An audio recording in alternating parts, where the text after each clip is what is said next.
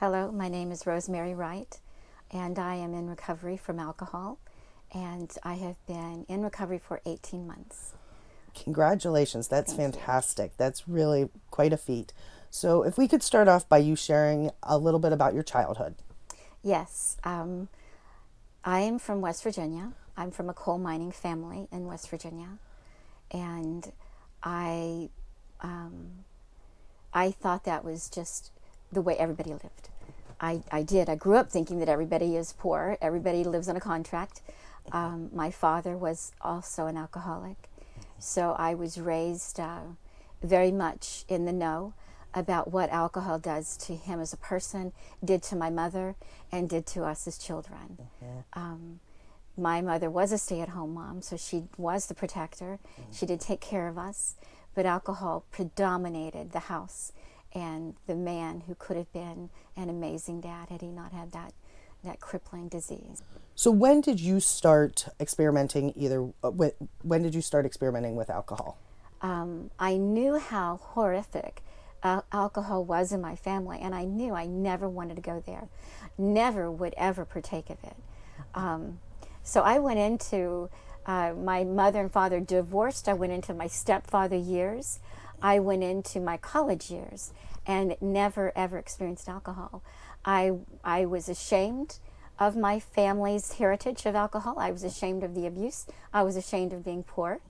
I actually ran into my father as a homeless man in the city I was married in, and I was afraid to acknowledge him. He never changed, except for the bag that was a garbage bag on his back. I was with my newly husband, and I just walked right by. To my shame, to this day, I just walked right by. So I married in the church. I married a wonderful man, and I just, as far as my own addiction goes, I thought I was as far away from alcohol as a woman could ever get. Great marriage, great family, great job. I became a school teacher. I taught for almost 25 years before I drank. Oh my. Two amazing young boys. If you could look at someone, and I didn't know anybody that drank it. I didn't know anything except for my shame that I hid. If you could look at somebody's totality then, it would look like that family's got it all together. My family and my marriage fell apart, and I didn't know how to grieve that. I lost my first son, full term at birth, 8 pounds. Didn't know how to grieve that as a Christian. Then I lost my marriage. Didn't know how to grieve a betrayal of such extent that it permeated my church and my home and my heart. To reconcile this broken marriage, my husband and I went on a date, and he ordered alcohol, and I took my first drink. And I was 40 years old. Oh wow. Yes. Can you describe what that feeling was like when you first started drinking? When you took that first drink? I was in the middle of heartbreak, and I felt the release of a relaxing feeling from the first moments the alcohol came into my bloodstream. And I will never forget that. I am going to never forget that moment, because that was the night that I fell asleep on my own. How long did you drink for that it wasn't a problem? It took on like a house on fire. Okay.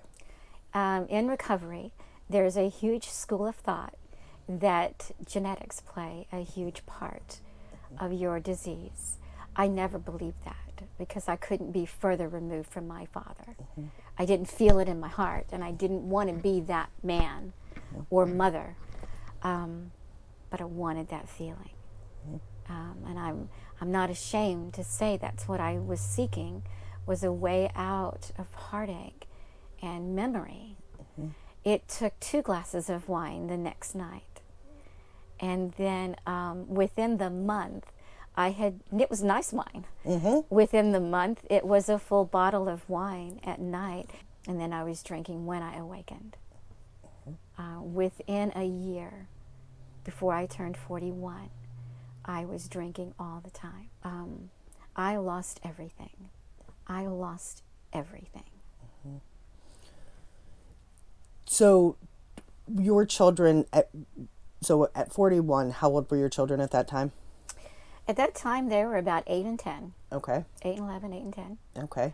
Yep. So could you maybe talk about, and you described it pretty well, but talk a little bit more in depth about, some of those consequences that you experienced over the years?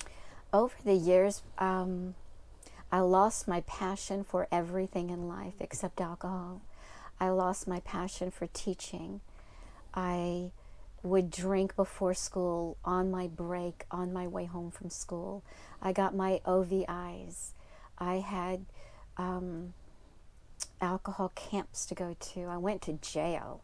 And if I had $1 for every person that said, you don't belong here, it was like, yes, I do. I broke the law with you, and I have a problem. So I knew that I had a problem.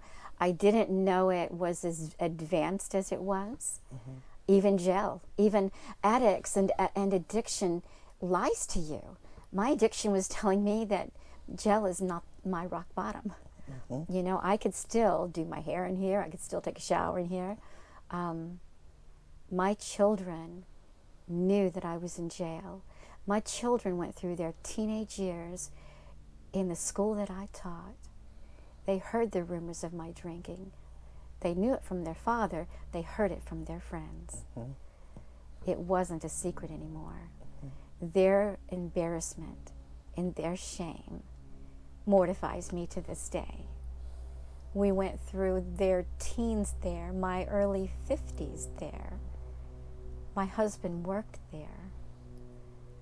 I resigned. I could no longer function in alcohol and function as a teacher. And the family was broken. My boys didn't want me. For about 2 more years, I drank on my own.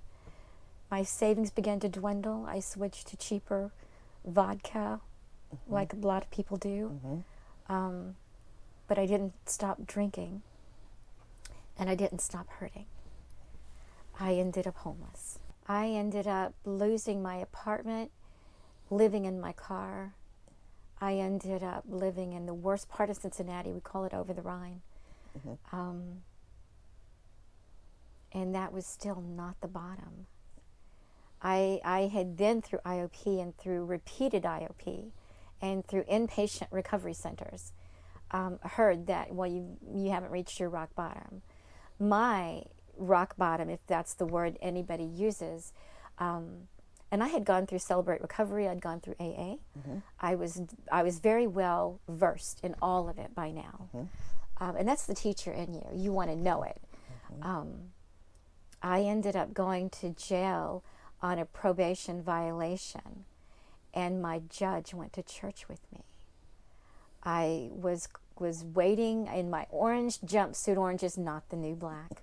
It was my orange jumpsuit, and I was waiting my turn, and at noon I went into the courtroom, to an empty courtroom. The judge knew me from church, had emptied the courtroom, had called I think she's my very best friend, called Lisa, and an elder's wife. And I did see another member of the church like at 8 o'clock, and I thought how ironic it was that he was there, because I didn't know him that well. He was the bailiff. He was the bailiff. So there were 5 of us, and I'll never forget that moment. I knew then that things had to change. I went through more time at jail. I went through more homelessness, and I went through more bottoms. But 18 months ago, I was in jail and sent to a recovery program called CASC. And that really did, it triggered me to believe there was more than alcohol and more than pain. I'd already lost my boys. So I was 57 in jail, and my dad died at 57 in jail. So I couldn't get over the fact that he died from a massive heart attack in jail, drunk. And I'm in jail at 57 with nothing. That was rock bottom. Yep. That was my rock bottom. I was never so happy to turn 58 in my life. It was the best birthday ever. Right. I turned 58 in jail. It was around Thanksgiving. My son answered the phone call for one of the first times with the recording that says, you press 1 if you want to receive this number from the county jail. He pressed the number. My birthday was that week. Thanksgiving was that week. And he answered that week.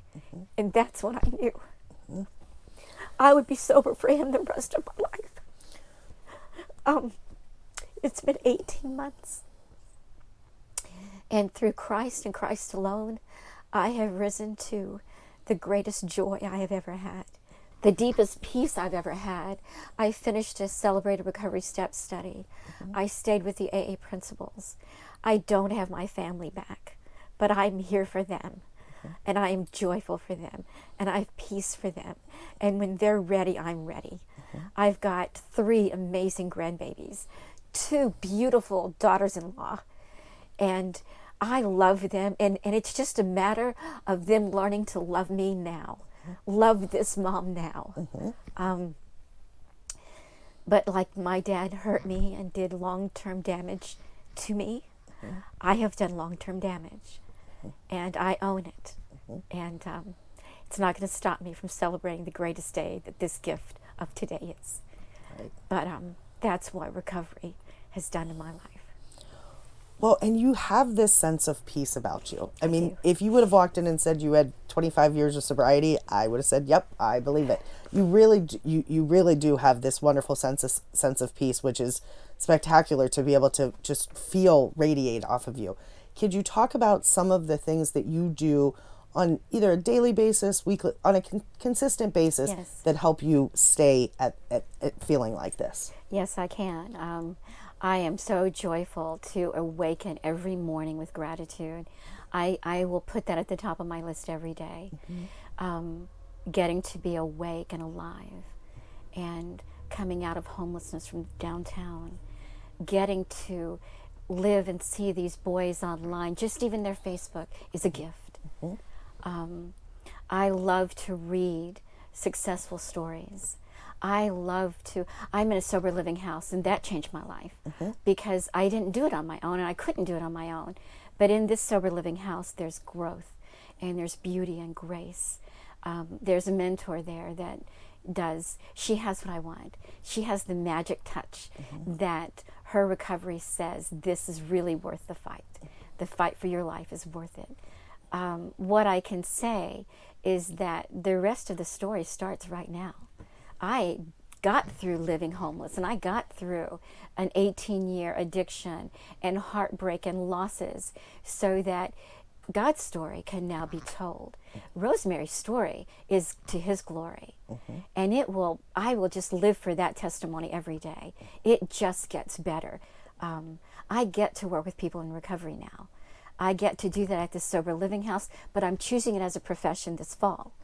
So I am never going to be far from the grace that God gave me to be there for those that are able to make it, that think they can't get out of addiction or they can't get out of depression.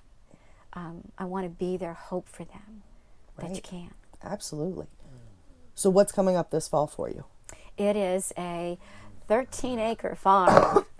13-acre farm. It's up a little bit north of the city, and it's a faith-based Christian recovery farm. It's going to be, it's not inpatient. It's a level 3, so it's on site. I get to work from home for them this summer and fall and spring and summer, and then I'll go up there in the fall to live there on the premises. But my home's in recovery. Can you talk a little bit about how your life is different than, so I know that you said your father died from this disease, Yes, and never found that freedom and recovery. Can you talk about how you come to what you believe now as far as alcoholism, from that stigma, shame perspective to what you believe today? Yes, I appreciate the question. I couldn't understand it as a disease when he had it. I couldn't understand that the addiction, I did understand that because AA was mentioned in my home. My mother married a man from Al-Anon. Who does that? So Al-Anon was very prevalent as I grew up. I can speak from my own experience. I do believe genetics played in my life. I believe depression played in my life. From that, I do believe it is a disease. I do believe it's something that will take you over, and you have to seek help. Be willing to step out of your comfort and seek help to come out of it, because my father didn't. And I'll never, ever forget. I now do appreciate him. I have learned that as his gifts and talents were so well viewed, they were well viewed by everyone that knew him. He just had a simple, strong addiction to alcohol. And I don't believe had a faith in himself or a great enough faith in anything else but alcohol. So I just don't think that help was available to him. He did face a lot of stigma. So you mentioned, I believe, that you have a sister. I have two amazing sisters. And yes. have you tried to reach out and connect with them? I have tried. Alcoholism separated me from them for many, many years. I want to just commend. I've got one sister that is closer to me today than she's ever been. Only these 18 months, the closest sister to me ever, because she found me in jail when no one could find me, and I wasn't telling anybody because I had relapsed again, and I had been to jail before, so that wasn't new. She did what sisters do. She called around, and I got on the phone at jail just to be getting on the phone. They checked the books, and there was money on my books, so I could get a phone card if I wanted to call somebody. And I called her because I knew she found me. And she never judged me.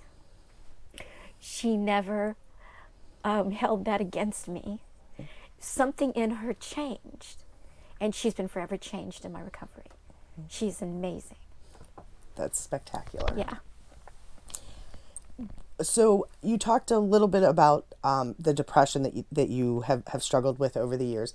How have you addressed, because that is such a huge factor for so many people, that they have co-occurring conditions. How have you addressed that as well? When I first began in my addiction, it was easier to say I suffer from depression. I could never get the words that I suffer from alcoholism or alcohol substance abuse.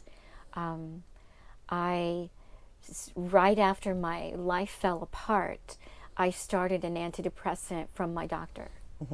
And I think that was probably the wisest thing that I did, because I couldn't do it on my own. I couldn't stop crying. I couldn't get through a day without crying. I didn't know that alcohol was a depressant. So I'm crying because my life fell apart, and I'm drinking because my life fell apart, and I'm still crying because everything is falling apart. Right. So I learned how to treat myself and teach and let myself be taught that I couldn't continue to put a depressant in me and expect to not cry. Could you share a little bit of what have you learned from your addiction? What I have learned from my addiction is you don't know when you become an alcoholic, because that's what I can only speak of. I had no idea that the one glass of wine that felt so good and I slept so well, I couldn't begin to say when I became an alcoholic. I really wish that I had been more learned or not so cocooned, that I didn't know that this is what happens when you drink.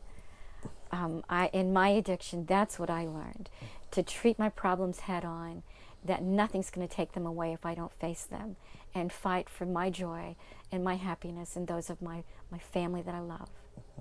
So I really appreciate you coming out. Is there anything else that we missed that you'd like to share with us, something that we didn't hit on? I just want to reemphasize gratitude, because I believe as we do get sober and as we do recover, and we do recover, we have burned bridges. We've hurt people. And in the aftermath of that, I may not get the job I dream of. I may not get the relationship with my boys that I'm longing for. But I am recovering, and I will stay in recovery. That's beautiful. Well, with that, I will thank you so much for coming out and taking your time to share your story. It was spectacular, and I'm 100% positive it will help somebody out Thank there you who is so much. struggling. So Thank you so much.